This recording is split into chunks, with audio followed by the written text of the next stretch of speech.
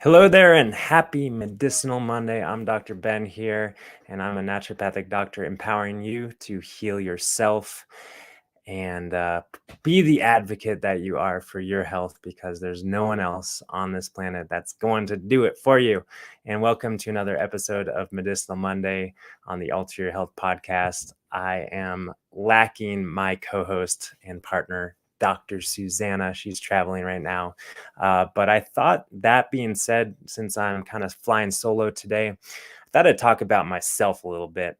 And in the context of athleticism, performance, endurance, something that I'm actually quite personally passionate about, and something that I talk a lot about, in my personal life with people and friends and whatnot. Not something that I delve into that much professionally because oftentimes a lot of people who are wanting to work together and get support, they're really not at the place yet where they're able to experience their full potential. They're getting there.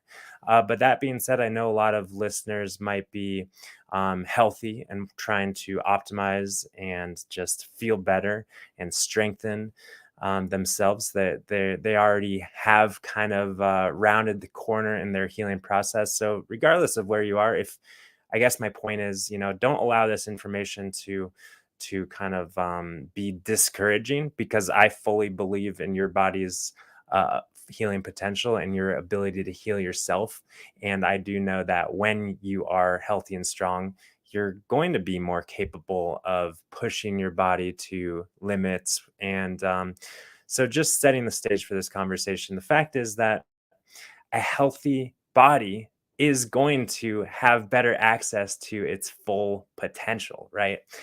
So if someone's got chronic conditions and they're trying to compete or expect to feel great in their athletic pursuits, running, cycling, swimming, mountain biking, climbing, skiing, whatever it is, they're going to do better. They're going to perform better. They're going to have a better experience when they're healthier and symptom free. So I'm always kind of coming at athleticism and performance from a health perspective. How can we create a healthiest body to experience greatest performance? Because that really does go hand in hand. Obviously, if someone's really struggling in terms of their chronic conditions, a lot of their energy is going to be put towards regenerating and healing and balancing biochemistry, and therefore not really able to tap into the full potential of athletic performance. So I just like to kind of set the stage there, and give you maybe just a really brief backstory about me. I've really never been that much of a competitive guy that maybe some people would argue who know me from as a child, because I definitely was, I played soccer, was the first sport, I think, soccer and baseball, like most kids. And I kind of chose baseball as my sport through high school. And I felt like I was a great baseball player in like Little League. I was like, giving myself a pat on the back, pretty good in Little League, but who isn't, right? Got to high school and was really, middle of the road.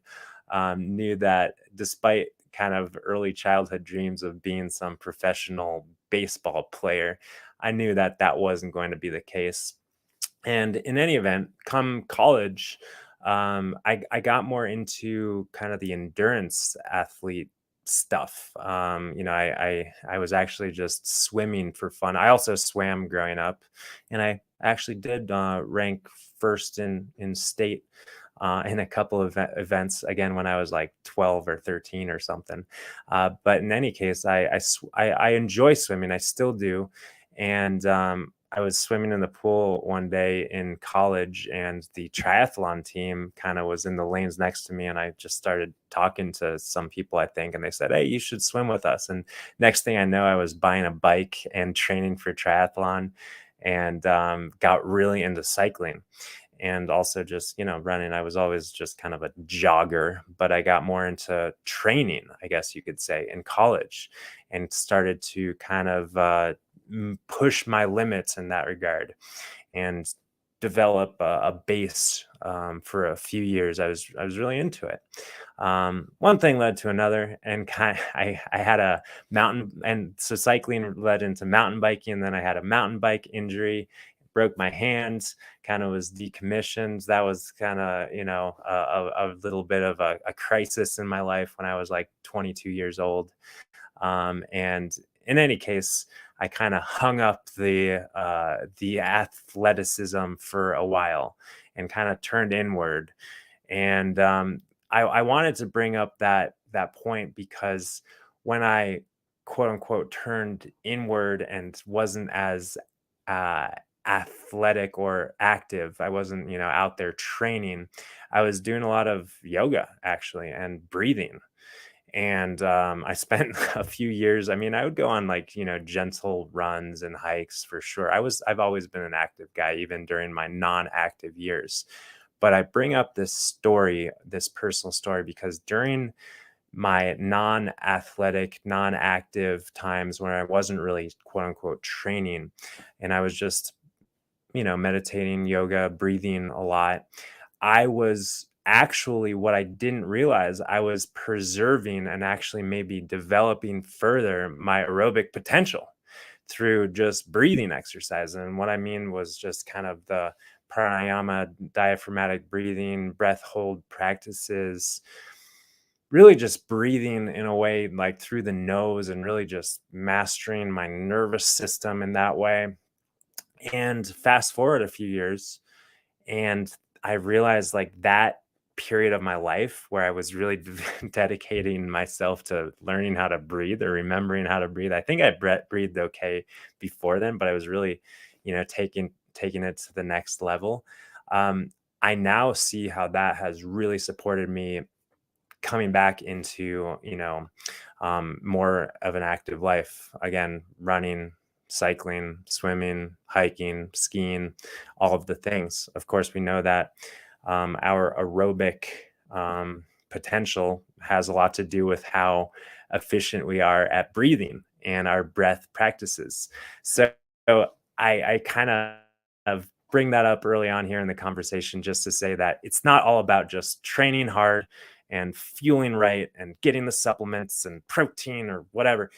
It's our athletic performance and endurance capabilities and potential is a very holistic phenomenon. Of course, sleep and recovery are huge. And as I started the conversation out with, just health, our baseline health status is really, really important, obviously, as well. So, with that being said, I'd like to kind of dive into maybe a little bit more of a nuanced conversation around nutrition, supplementation, other aspects of lifestyle, hydration, of course, that's huge, as well as recovery and all of the things that really I have been feeling is making a big difference in terms of my athletic potential. Which, by the way, I feel like I'm kind of stronger than ever. That being said, I did there's a I like now it's kind of cycling, mountain biking, gravel biking. That's kind of my favorite thing to do, especially in the spring and summer and fall. In the winter, I'll get on skis and do the skinning thing uphill, which is great and fun.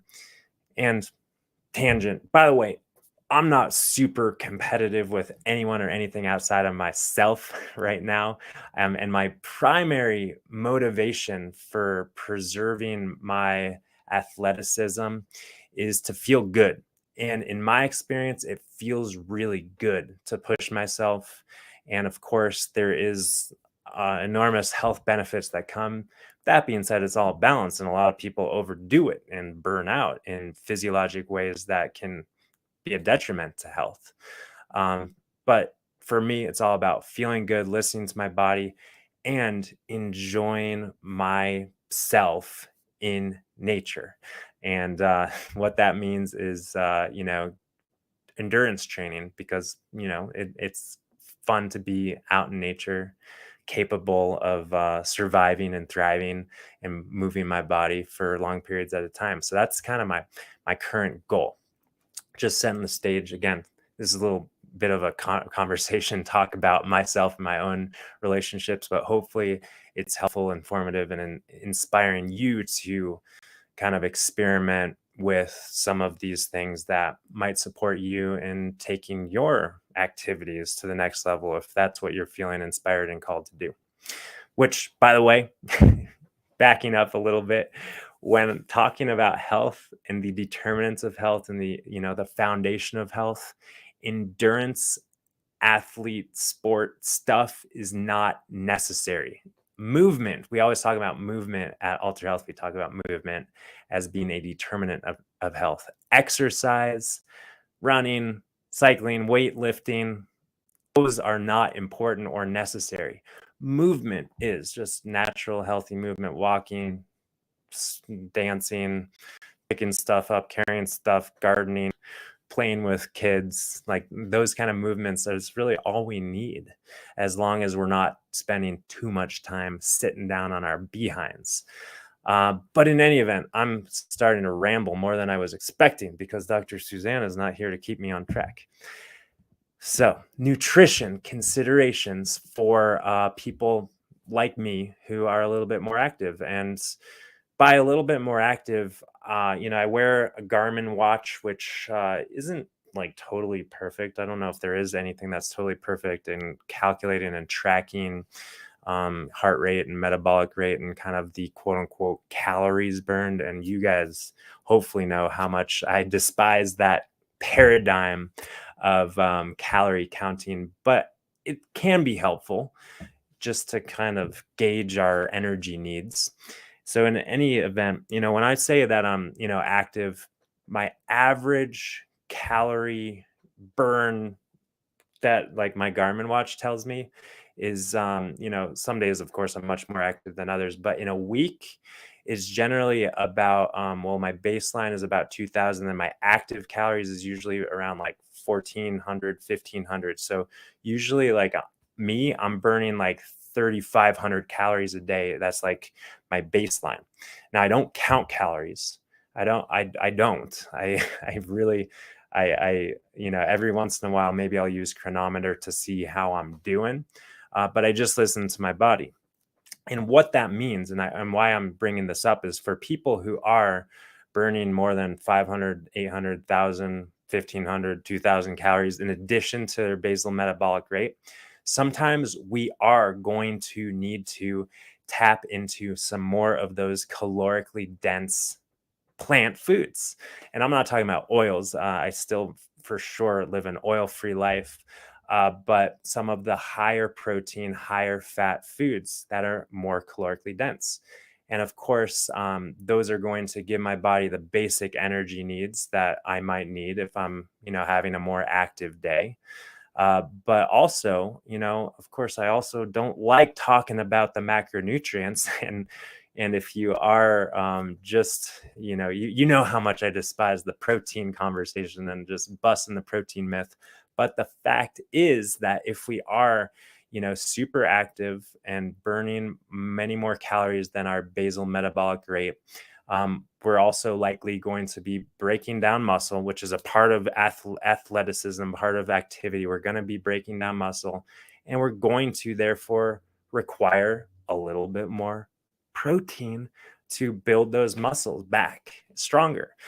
So that being said, like I'm generally tuning into my body, and when I am more active, I am leaning towards more of the nuts and seeds and avocados and for sure legumes. I'm all about the legumes. I'm all about the chickpeas. Don't do a whole lot of soy, even though soy, some people say, is kind of the best plant-based protein in terms of its amino acid profile and whatnot. But of all other legumes in general, I'm not averse to soy, to be honest. Dr. Susanna is just a little more averse to soy than I am due to her personal kind of feeling in her body. I think maybe that's changing. We'll talk to her next time, maybe.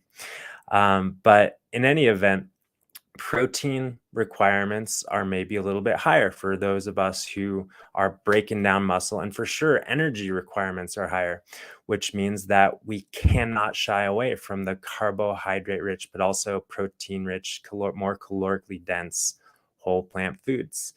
Um, and I do want to talk about nutrition in the context of training, like fueling during activities, which I am by no means personally an expert on. I'm always experimenting in my body. Generally, I do like doing a couple hours of activity most mornings in a quote unquote fasted state. And what feels good for me is about that 1.5 to 2 hour mark, depending on how much I'm pushing myself, which generally it's just kind of a zone two, if you will, kind of aerobic activity.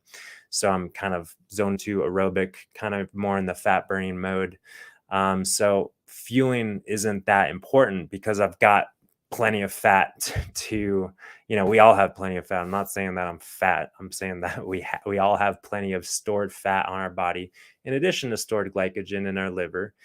But come in the morning time, that glycogen is largely depleted. So if I am going to be doing higher activity, higher endurance, or um, higher zone, what am I trying to say? Higher intensity workouts where I'm utilizing more carbohydrate for fuel, then it's going to be more important to fuel with carbohydrate rich foods, which, by the way, favorite foods for fueling on the go, whether it's just like hiking, walking, strolling, traveling, or cycling, running, skiing.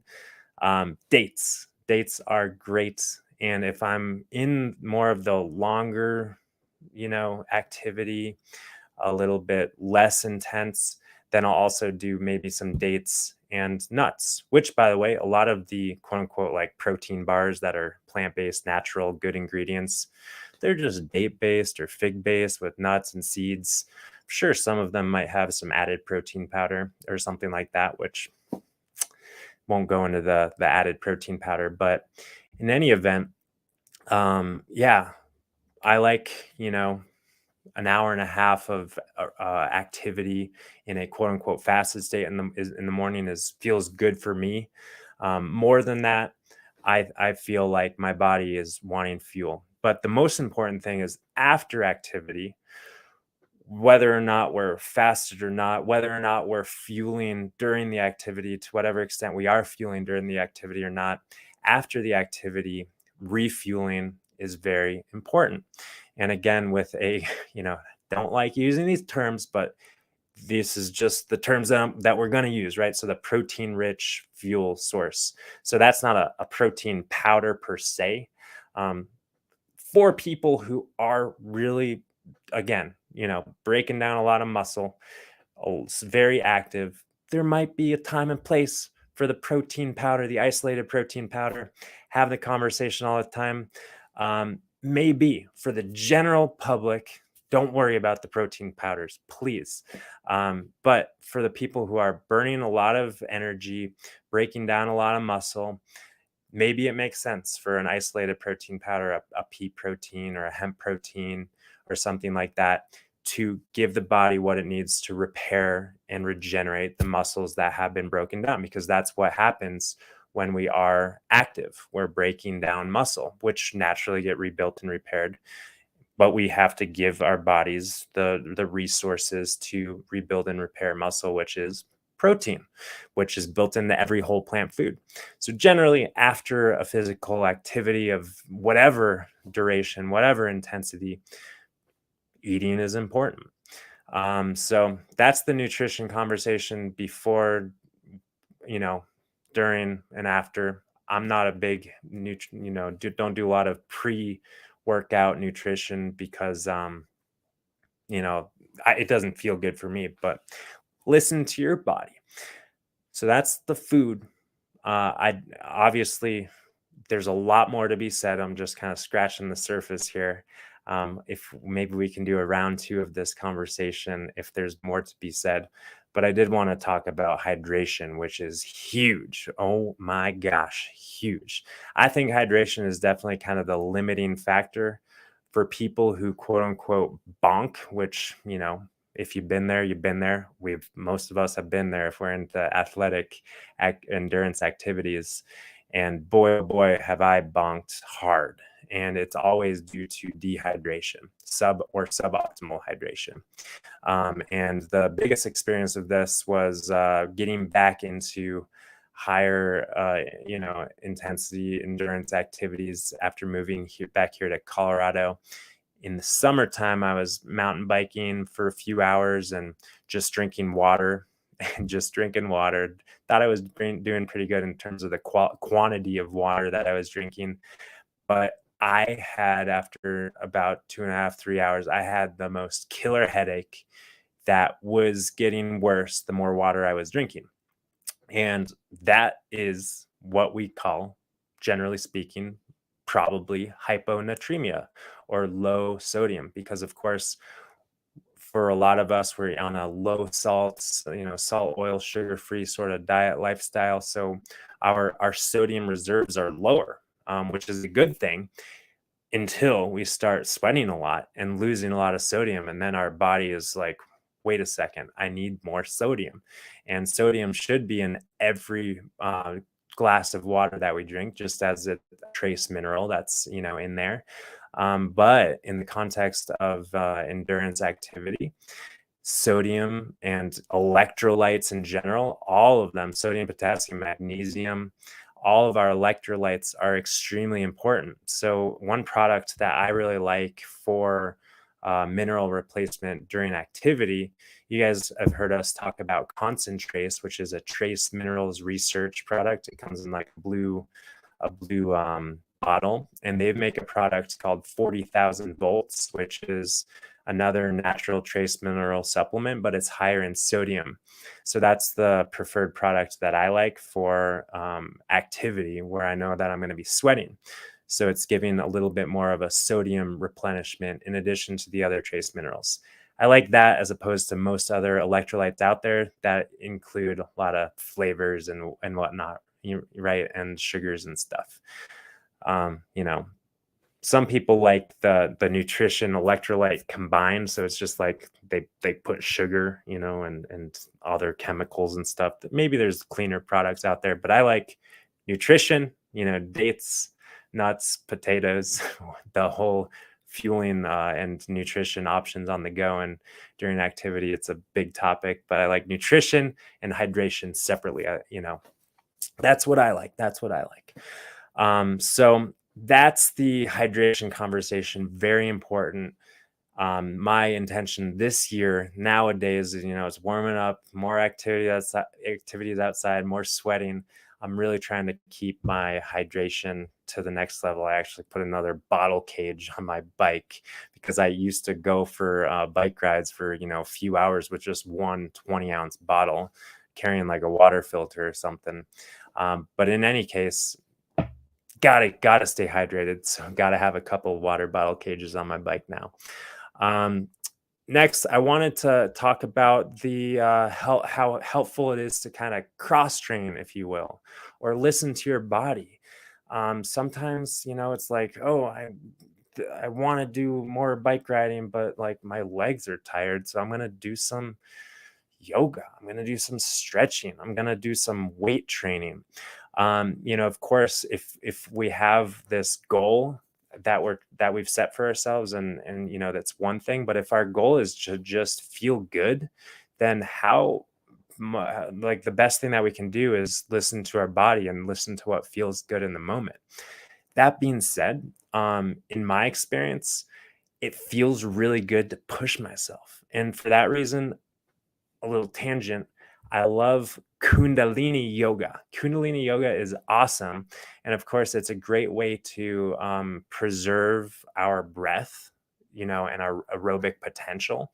If we're not able to, if we're like during an injury or something like that, we're not really able to push ourselves physically. Kundalini yoga is a great way to push yourself without so much physical effort, even though Kundalini sometimes can be physical. But what I'm talking about is pushing ourselves with breath. And so you can, Google or YouTube, search for some Kundalini yoga practices. There's a lot of great resources out there. But yeah, I was talking about cross training. So yoga, of course, stretching, huge, totally important. But also just cross training, listening to your body in terms of whether it's weights or running or swimming or hiking or jumping, like whatever it is. Again, my relationship to this is there's so many things that feel good. So I don't want to just do one thing. And the other thing about quote unquote cross training is that we're giving not only our bodies different inputs to strengthen and preserve our muscles and develop different things, but also our brains really thrive from turning on new and different unique neurological pathways and whatnot. So that's a big and important thing that I really love. And then how about our mindfulness? Talking about, just, that's another thing that I love about being able to be active in nature. I love being out there without listening to stuff, without listening to music or having conversations or scrolling on a device, just kind of being with myself and being with my thoughts. And of course, it's like every day is a little bit different. Every moment's different in terms of what's going on in my world. But it's just such a great opportunity to have that relationship with myself. Of course, also, if we're enjoying activities outdoors with other people, then we can have those relationships too. And it's just like a sacred space, I feel, of course, in nature. But there's something about just pushing myself when with myself, and there's like my voice and just that relationship and taking it to the next level. And I love it. I love it. And yeah, I guess I covered everything that I wanted to cover, even though it felt like I was rushing and felt like I was a little bit all over the place because Dr. Susanna wasn't keeping me on track. But as is always the case, if any questions or comments or feedback comes up, feel free to leave a comment. Let us know how this lands. Let us know what I missed. Do we need to do another round two of this sort of content for those of us who are trying to take our athleticism to the next level? Oh, the other thing I wanted to say is that for any of you athletes out there who are plugging away and on Strava, you can find me. My tag is Dr. Benjamin Alter, Dr. Benjamin Alter, athlete, Strava dash athletes slash or Strava slash athletes slash Dr. Benjamin Alter if you want to connect and find me and give each other kudos. But yeah, I guess that's it for now. Thanks for hanging with me. Hopefully, some of this information has been helpful to inform and inspire you to take your not only your health to the next level, but your experience of your full potential to the next level. Of course, I didn't talk about all the benefits from physical activity. Those are kind of common sense. But the main benefit that I'm after, once again, just in summary, is feeling good. Feeling good. And to me, it feels good to push myself and be out there and, hold myself accountable in these ways. So mountain biking, gravel cycling, weight training, all of the things, skinning, skiing, love it all. So cheers to your athletic pursuits and peace and love. And we'll check you next time.